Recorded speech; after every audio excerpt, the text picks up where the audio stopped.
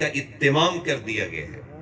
تو یہ کامل و اکمل دین ہے، ایک اللہ کا پسندیدہ دین ہے جس پہ چلنے والا اللہ کا پسندیدہ بن جاتا ہے۔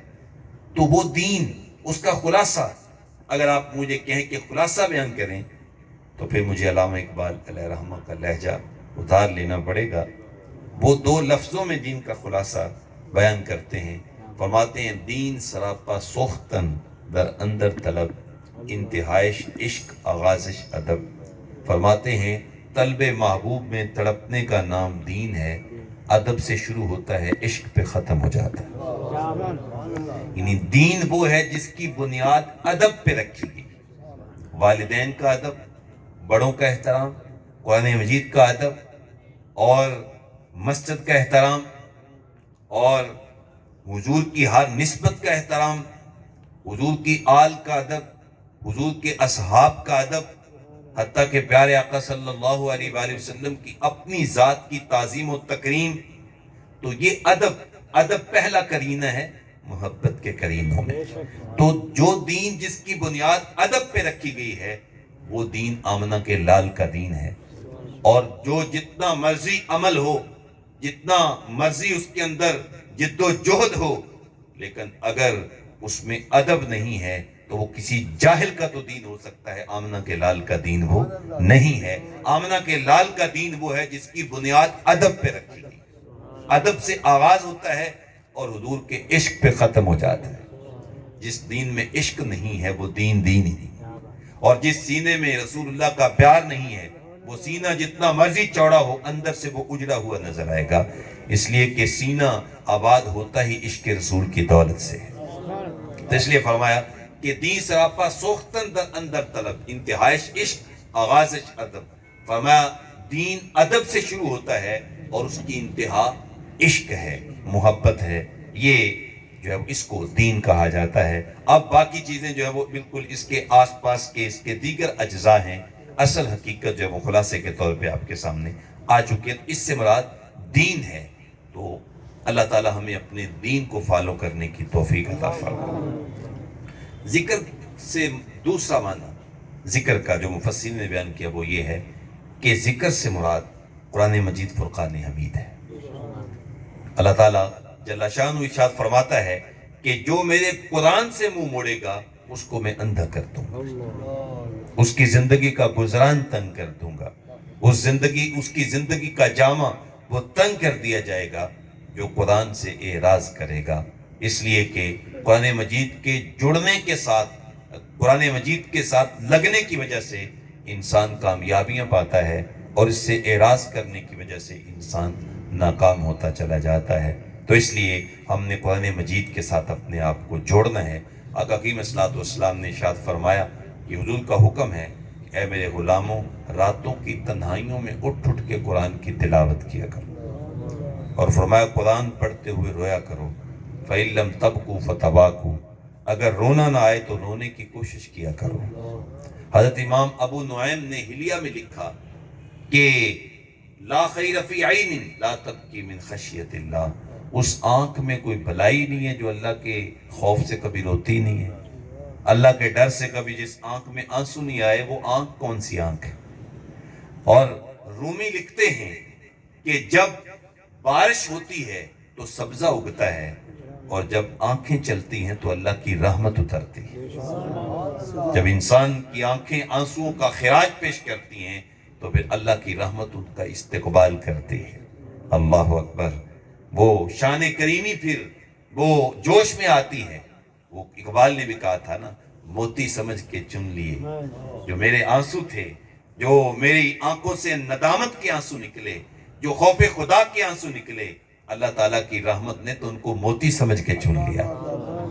تو اس لیے آنسوؤں کا خراج قرآن مجید کی تلاوت کرتے ہوئے یہ جو ہے وہ اس کا مطلوب و مقصود ہے۔ آقا کریم صلی اللہ علیہ وآلہ وسلم نے ارشاد فرمایا قرآن اللہ کی لٹکتی ہوئی ایسی رسی ہے جس کا ایک سرا تمہارے ہاتھ میں ہے، دوسرا سرا تمہارے رب کے ہاتھ میں۔ ڈائریکٹ اللہ کی بارگاہ سے فیض ملتا ہے قرآن مجید کے ذریعے سے۔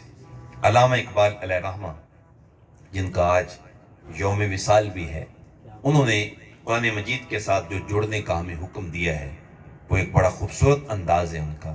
وہ فرماتے ہیں تو حمیدانی کہ آئینے تو چیست، زیر گردوں سر تمکین تو چیست.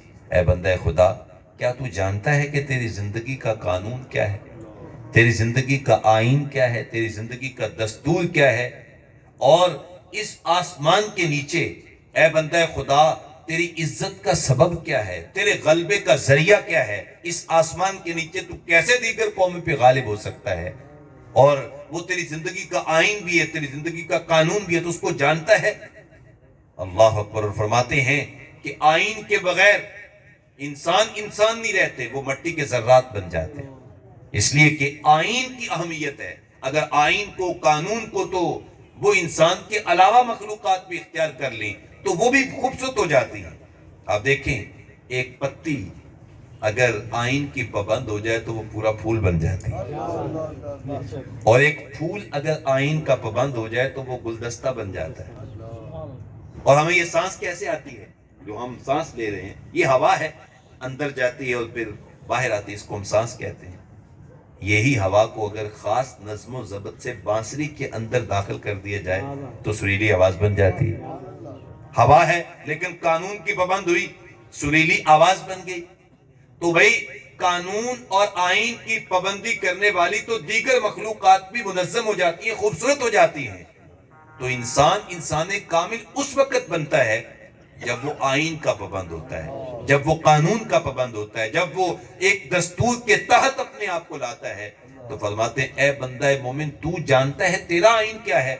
فرماتے ہیں کتاب زندہ قرآن حکیم، حکمت لا یزال است قدیم، نسخہ اسرار تکوین حیات، بے ثبات از قوت تشگیر ثبات. فرماتے ہیں تیری زندگی کا آئین، تیری زندگی کا قانون وہ کتاب زندہ ہے جس کو قرآن مجید کہا جاتا ہے.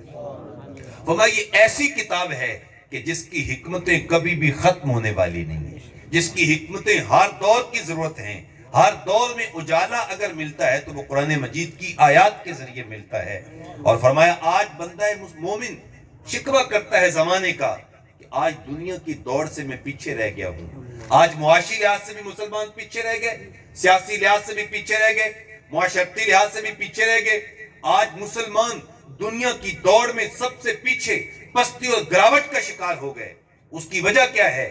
اقبال کہتے ہیں خار از محجوری قرآن شدی، شکوہ سنج گردش دوران شدی. یہ زمانے کا شکوہ کر رہا ہے مسلمان، یہ زمانے کا گلہ کر رہا ہے کہ زمانے نے مجھے پیچھے چھوڑ دیا. فرمایا نہیں، تیرا گلہ بنتا نہیں ہے. اصل میں تو خود اصل راستے سے ہٹ گیا. اور وہ تیرا راستہ کیا تھا؟ تیرا راستہ قرآن کا راستہ تھا، تیرا آئین قرآن تھا، تیرا دستور قرآن تھا. وہ تو پڑا رہا الماریوں میں، وہ تو غلاف میں لپیٹ کے تو نے مسجد کی الماری کی زینت بنا دیا، اپنے مکان کی اونچی جگہ پہ رکھ دیا. اور مسلمان زندگی سیکھتے رہے یورپ سے، مسلمان کی زندگی مرتب ہوتی رہی فلمی ایکٹروں کے ذریعے، کرکٹروں کے ذریعے زندگی بچے سیکھتے رہے، نوجوان اپنے انداز وہی اختیار کرتے رہے.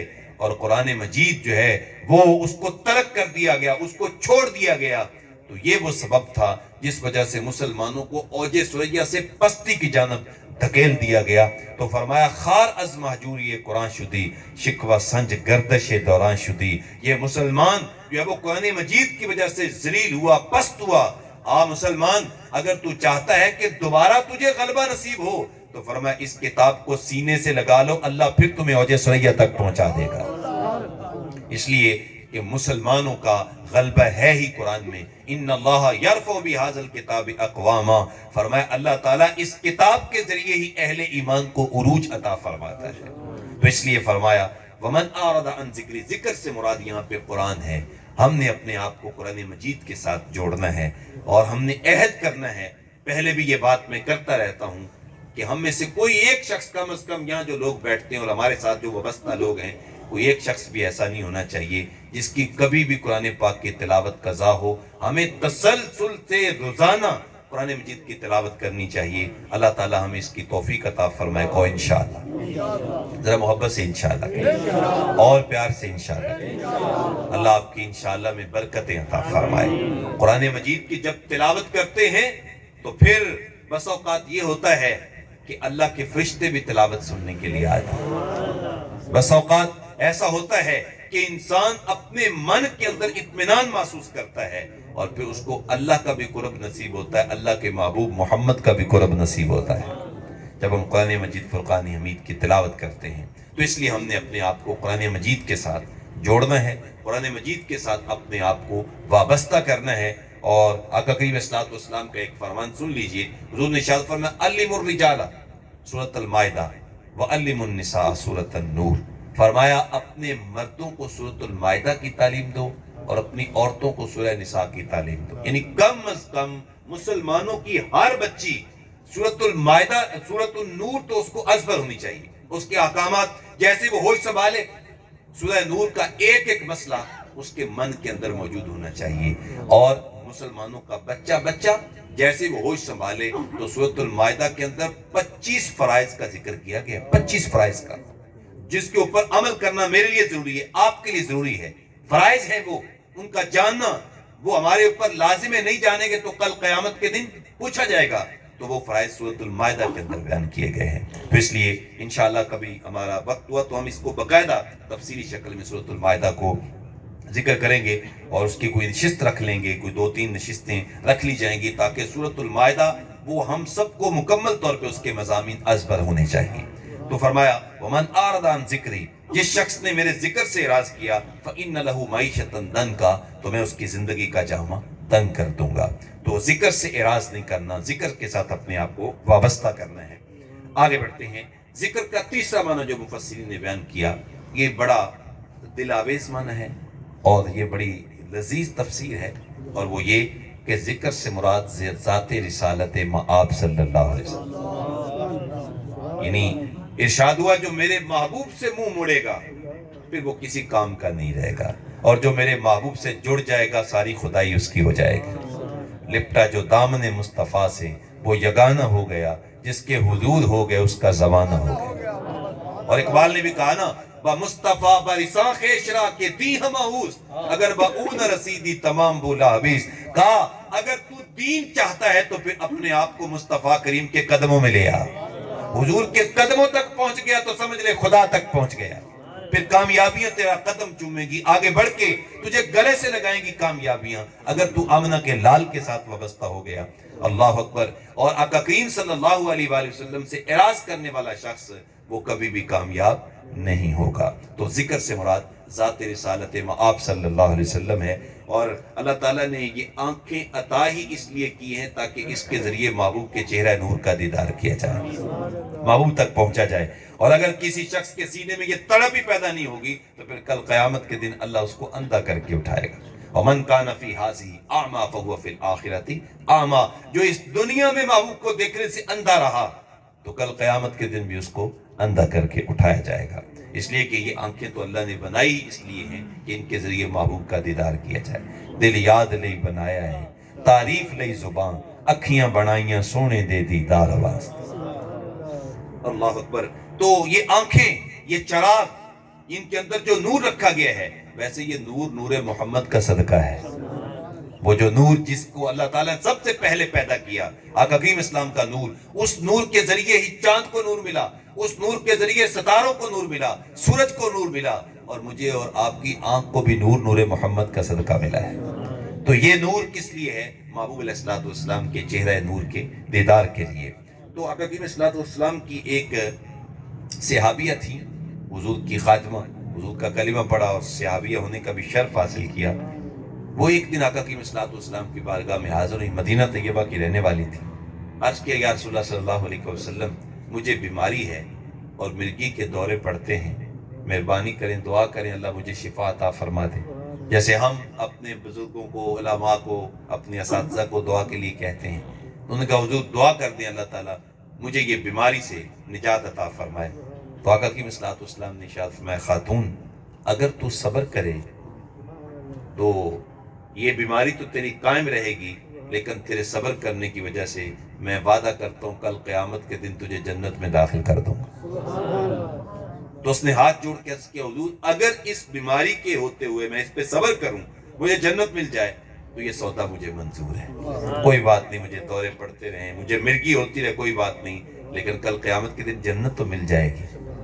لیکن یا رسول اللہ ایک بات ہے، جب میں مرگی کا دورہ مجھے پڑتا ہے تو مجھے پھر کوئی پتہ نہیں رہتا، حتیٰ کہ میرا پردہ بھی قائم نہیں رہتا اور میرا ستر بھی برہنہ ہو جاتا ہے۔ اتنی تو دعا کر دیں کہ جب مجھے مرگی کا دورہ پڑے تو میرا ستر تو قائم رہے۔ مجھے شرم آتی ہے کہ میں بے پردہ ہو جاتی ہوں اور مجھے ہوش تک نہیں رہتی، مجھے میرے اوپر مرگی طاری ہو جاتی ہے، تو یہ مجھے شرم آتی ہے۔ کیسے لوگ تھے کہ جن کو اس لیے وہ خواتین پردہ کرتی تھی کہ بے پردگی سے انہیں شرم آتی تھی، وہ ایک زمانہ تھا۔ اور آج کیسا زمانہ آ گیا کہ ہماری بیٹیوں کو پردہ کرتے ہوئے شرم آتے ہیں، وہ کہتی ہیں ہم شادی میں جا رہی ہیں، اب ہم پردہ کریں، کیا کہیں گی خواتین، ہم دوپٹہ لیں، ان کو پردہ کرتے ہوئے شرم آتی ہے۔ یعنی اس قدر بے شرمی کی حد ہو گئی کہ پردے کو پھینک دیا گیا، جبکہ اللہ تعالیٰ جل شانہ کا حکم ہے کہ جب خواتین اسلام گھر سے باہر نکلیں تو اپنی چادر کا ایک حصہ اپنے چہرے پہ ڈال لیں، اپنے چہرے کو ڈھانپ لیں، پردہ کر لیں۔ لیکن اب تو وہ ساری جو ہے وہ صورتحال ہی بدل گئی، اب تو سارا ماحول ہی بدل گیا۔ وہ بیچارہ اکبر الہ آبادی مرحوم اللہ تعالیٰ اس کی بخشش فرمائے، آج سے کافی عرصہ پہلے پریشان ہوئے، کہتے ہیں بے پردہ مجھے نظر آئیں جو چند بیبیاں، اکبر غیرت قومی سے زمین میں گڑ گیا، پوچھا جو تمہارا پردہ وہ کدھر گیا، کہنے لگی عقل حي على الصلاة حي على الصلاة۔ جب ہم کالجز یونیورسٹیوں کے اندر دیکھتے ہیں تو جس طریقہ سے بے پردگی اور جس طریقہ سے بہنگی عام ہوتی چلی جا رہی ہے تو اسلام نام کی چیز ہی کوئی نظر نہیں آتی۔ لیکن یہ کیسی خواتین تھیں، عرض کرتی ہیں حضور کوئی بات نہیں، مرگی کا دورہ پڑتا ہے تو پڑے، لیکن دعا کرتے میرا پردہ تو قائم رہے۔ دعا کا حکیم اسلام نے دعا کر دی، جب حضور نے دعا کی اب اس کے بعد مرگی کا دورہ تو پڑتا ہے لیکن پھر وہ عورت کبھی بے پردہ نہیں ہوتی تھی۔ یہ حضور کی دعا کا اثر ہوا۔ اچھا ایک اور صحابی حضور کی بارگاہ میں حاضر ہوئے، انہیں آ کے عرض کیا، وہ نابینا تھے، عرض کیا یا رسول اللہ صلی اللہ علیہ وسلم میرے لیے دعا کر دیں کہ اللہ تعالیٰ مجھے آنکھیں عطا فرما دے۔ فرمایا میرے غلام اگر تو صبر کرے تو میں کل قیامت کے دن تجھے جنت میں داخل کر دوں گا۔ اللہ اکبر۔ لیکن وہ عرض کرتے ہیں حضور جنت کا ذکر تو آپ نے کر دیا، میں صبر نہیں کر سکتا، مجھے تو آنکھیں چاہیے، آپ مجھے آنکھیں عطا فرمائیں۔ اللہ اکبر۔ اب یہاں پہ میرے شیخ نے جو بات کی کہ بڑی اہم، کہ وہ مرد ہے لیکن مرد ہو کر جب حضور نے فرمایا صبر کرو وہ کہتا ہے مجھ سے صبر نہیں ہوتا، اور ادھر عورت ہے، عورت ذات ہے، صنف نازک ہے، حضور نے فرمایا صبر کرو میں تجھے جنت دوں گا، وہ کہتی حضور میں صبر کروں گی، مجھے مرگی کے دورے پڑتے رہے، مجھے جنت قبول ہے۔ وہ عورت ہو کے صبر کر رہی ہے اور یہ مرد ہو کے بے صبری کر رہا ہے، وجہ کیا ہے؟ تو فرماتے ہیں وجہ بالکل واضح ہے، اس نے صبر اس لیے نہیں کیا، یہ عرض کرتا ہے، ہم اپنی اذان سن لیں گے نا، عرض کرتا ہے یا رسول اللہ صلی اللہ علیہ وسلم مجھے تو آنکھیں چاہیے، میں صبر نہیں کر سکتا، اس لیے کہ جب مجھے آنکھیں مل جائیں گی نا اور مجھے یہ چراغ نصیب ہو جائیں گے نا تو یا رسول اللہ میں ان آنکھوں سے آپ کے چہرہ نور کا دیدار کروں گا، اور جب آپ کے بددعا کے مکڑے کا دیدار ہوگا تو اس کی برکت سے اللہ مجھے جنت بھی عطا فرما دے گا۔ دل یاد لئی بنایا ہے، تعریف لئی زبان، اکھیاں بنائیاں سونے دے دیدار واسطے۔ تو یہ آنکھوں کی چراغ اللہ نے دیے ہی اس لیے ہیں کہ اس کے ذریعے محبوب کے چہرہ نور کا دیدار کیا جائے۔ تو فرمایا ذکر سے مراد ذات رسالت آپ صلی اللہ علیہ وآلہ وسلم ہے۔ تو آقا کریم صلی اللہ علیہ وآلہ وسلم سے رخ موڑنے والا وہ کائنات کے کسی گوشے اور کونے میں بھی کامیاب نہیں ہوتا، لیکن جو حضور سے جڑ جاتا ہے اللہ تعالیٰ اس کو کامیابی عطا فرماتا ہے۔ تو فرمایا جس نے میرے محبوب سے منہ موڑا فَإِنَّ لَهُ مَعِيشَةً ضَنْكَ، تو میں اس کی معیشت، اس کی زندگی کا گزران تنگ کر دوں گا، یعنی اس کی معیشت تنگ ہو جائے گی۔ وَنَحْشُرُ يَوْمَ الْقِيَامَةِ أَعْمَىٰ، اور قیامت کے دن ہم اس کو اندھا کر کے اٹھائیں گے۔ آج جو حضور سے منہ موڑے گا اس کی معیشت تنگ، اور جو حضور کے ساتھ جڑ جائے گا اس کی معیشت کشادہ ہو جائے گی۔ لیکن یہاں پہ وہ معروف بات سامنے ذہن میں آتی ہے کہ آج کافر جو ہے ان کی معیشت تو بلندی پہ ہے، اور مسلمان جو حضور کے غلام ہیں وہ بیچارے بس اوقات نان شبینہ کو بھی ترستے ہیں۔ بعض نمازی بھی ہوتے ہیں، تہجد گزار بھی ہوتے ہیں، لیکن 2 وقت کی روٹی بھی بیچارے بڑی مشکل پوری کر رہے ہوتے ہیں۔ اور جو نماز نہیں پڑھتے، جنہوں نے اپنے چہرے پہ حضور کی سنت بھی نہیں سجائی، وہ عیاشی اور موجے کر رہے ہوتے ہیں۔ اور کافروں کو تو خاص طور پہ اتنی معیشت کہ آج ہم دیکھتے ہیں کہ کہاں یورپ کھڑا ہے، معیشت کے لحاظ سے ہم بہت اس سے پیچھے ہیں۔ تو یہاں تو قرآن کہتا ہے جو محبوب سے منہ موڑے گا اس کی معیشت تنگ ہوگی، اور جو محبوب سے جڑے گا اس کی معیشت کشادہ ہوگی۔ تو پھر اس کا جواب کیا ہے؟ تو مفسرین نے اس کے کئی جواب دیے، صرف میں ایک جواب آپ کے سامنے رکھوں گا کہ اس کا مطلب یہ ہے کہ جو آقا کریم صلی اسلام سے اعراض کرے گا، اس کے پاس چاہے دولت زیادہ بھی ہو، اس کے پاس کوٹھیاں بنگلے بھی ہوں، چاہے اس کے پاس سونا چاندی کے ڈھیر ہوں، لیکن پھر بھی اس کے دل کے اندر اطمینان نہیں ہوگا۔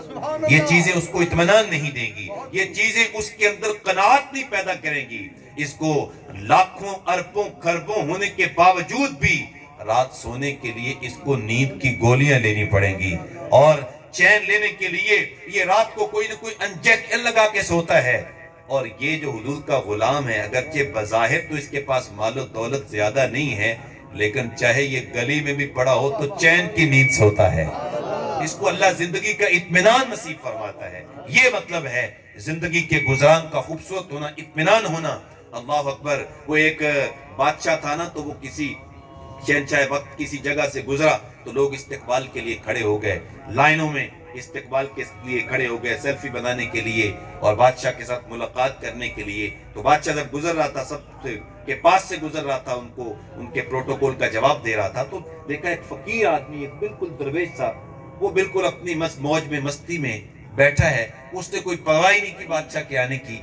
تو بادشاہ کو بڑی حیرانگی ہوئی کہ لوگ تو ہاتھ ملانا سعادت سمجھ رہے ہیں، اور اس نے میری طرف توجہ ہی نہیں کی۔ اس فقیر کی جانب آگے بڑھ کے کہا کہ وہ فقیر، لوگ جو ہے وہ میرے ساتھ مل رہے ہیں، ملاقات کر رہے ہیں، اور تو اپنی موج مستی میں لگا ہوا ہے، بتا تیری زندگی کیسے گزر رہی ہے؟ تو بڑے اطمینان سے فقیر نے کہا، بادشاہ کچھ تیرے جیسی ہے، کچھ تجھ سے اچھی گزر رہی ہے۔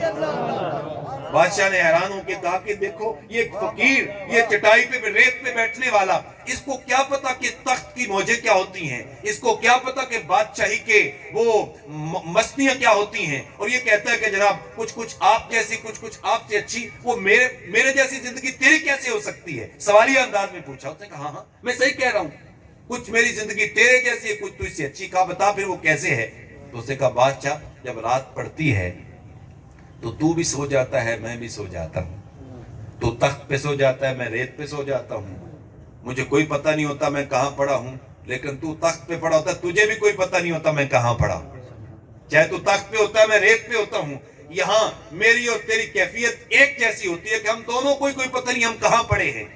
لیکن جب تہجد کے لمحے آتے ہیں تو میں سحری کے وقت اٹھ کے وضو کر کے مصلی پہ کھڑا ہو جاتا ہوں، اور تو وہیں سویا رہتا ہے، تو میری زندگی کے یہ لمحے تجھ سے بھی زیادہ اچھے ہوتے ہیں۔ تو یہ چیز ہے کہ جو شخص آقا کریم صلی اللہ علیہ وسلم سے دور ہوتا ہے، وہ زندگی بظاہر اس کی جتنی بھی ٹھاٹ باٹ کی ہو، لیکن اس کا گزران تنگ ہوتا ہے۔ لیکن جو حضور کا غلام ہے، جو حضور کا عاشق ہے، حضور سے پیار کرنے والا ہے، جو سوتا ہے تو اس کے خیالوں میں بھی مدینے کی یادیں ہوتی ہیں، وہ مدینے کی سیر کر رہا ہوتا ہے، تو چاہے یہ بظاہر اس کے پاس مال و دولت زیادہ نہ بھی ہو، تو اللہ تعالیٰ جل شانہ اس کو چین والی زندگی عطا فرماتا ہے۔ تو یہ ہے معیشت کے تنگ ہونے کا مطلب کہ سب کچھ ہونے کے باوجود گزران جو ہے وہ تنگ ہو جاتا ہے۔ اور دوسرا یہاں پہ یہ ہے کہ اس تنگی سے مراد قبر کی تنگی ہے، یعنی یہ جو قبر کے اندر کی جو زندگی ہے وہ تنگ ہو جاتی ہے۔ اور ایک حدیث پاک میں آتا ہے، آقا کریم صلی اللہ علیہ وسلم ارشاد فرماتے ہیں کہ اللہ تعالیٰ بندہ فاسق اور بندہ کافر پہ قبر کے اندر 100 تنین مسلط کرے گا۔ 100 تنین۔ عرض کیا کہ حضور تنین کیا ہے؟ فرمایا تنین وہ گہرا بڑا سانپ ہے کہ جو ایک سانپ ہوگا لیکن اس کے 100 تھن ہوں گے، 100 اس کے پھن ہوں گے۔ پھن جب سانپ ایسے پھنکارتا ہے نا، تو ایسے اس کے 100 پھن ہوں گے، اور پھر قبر سے لے کر حشر تک، قیامت تک یہ سانپ اس کو مسلسل ڈستے رہیں گے۔ یہ اس کا انجام ہے جس نے رسول اللہ سے دوری اختیار کی، یہ اس کا انجام ہے جس نے آمنہ کے لال سے دوری اختیار کی۔ قبر کے اندر اس کو یہ عذاب ہوگا، اور کل قیامت کے دن اس کو تھور کے درخت سے کھانا پڑے گا جو کائنات کا سب سے کڑوا درخت ہے، اور اس کو غسلین اور مائع حمیم پینا پڑے گا، اور پھر اس کو ایسا عذاب دیا جائے گا کہ کائنات میں ایسا عذاب کسی کو بھی نہیں دیا گیا۔ یہ اس شخص کو عذاب دیا جائے گا جو نبی پاک علیہ السلام سے منہ موڑتا ہے، تو فرمایا ومن اعرض عن ذکری، جس نے میرے نبی سے اعراض کیا فإن له معیشۃ ضنکا، تو فرمایا ہم اس کی معیشت تنگ کر دیں گے، یعنی دنیا کی زندگی بھی تنگ، قبر بھی تنگ، اور کل قیامت کے دن اس کا جو جہنم کے اندر جو عذاب ہوگا وہاں پہ بھی اس کی زندگی تنگ ہوگی۔ وَنَحْشُرُ يَوْمَ الْقِيَامَةِ أَعْمَىٰ، اور ہم اس قیامت کے دن اس کو اندھا کر کے اٹھائیں گے۔ اللہ اکبر۔ تو آئیے میں اور آپ اپنے آقا مولا حضور جان عالم صلی اللہ علیہ وسلم اور قرآن مجید کے ساتھ اپنے آپ کو وابستہ کریں۔ ہم نے اگر قرآن مجید کے ساتھ جوڑ لیا، صاحب قرآن کے ساتھ اپنے آپ کو جوڑ لیا، تو پھر یہ زندگی بھی خوبصورت ہو جائے گی، پھر قبر میں بھی رخ بدوحا کی روشنیاں ہوں گی، اور پھر حشر میں بھی حضور کے جھنڈے کے نیچے کھڑے ہوں گے۔ نور آنکھوں میں تو چہروں پہ اجالے ہوں گے، مصطفیٰ والوں کے انداز نرالے ہوں گے۔ تو پھر ہمیں کوئی پرواہ نہیں ہوگی، پھر ہماری قبر میں کیڑے نہیں ہوں گے، پھر ہماری قبر میں سانپ نہیں ہوں گے، بچھو نہیں ہوں گے، پھر وہاں حوض کوثر کے جام ہوں گے، پھر وہاں جنت کی ٹھنڈی ہوائیں ہمیں نصیب ہوں گی، اگر ہم پیارے آقا صلی اللہ علیہ وسلم کے ساتھ اپنے آپ کو جوڑ لیتے ہیں۔ اللہ تعالیٰ جل شانہ کے حضور دعا ہے ان آیات بینات کا نور اور اجالا اللہ ہمارے من میں اتار دے، اور ہمیں اپنی زندگی میں چراغاں کرنے کی توفیق نصیب فرمائے۔ کار ماں آخر شدو، آخر زماں کار نشد، مشت خاک ماں غبار کوچہ یار نشد، و آخر دعوانا الحمدللہ رب العالمین۔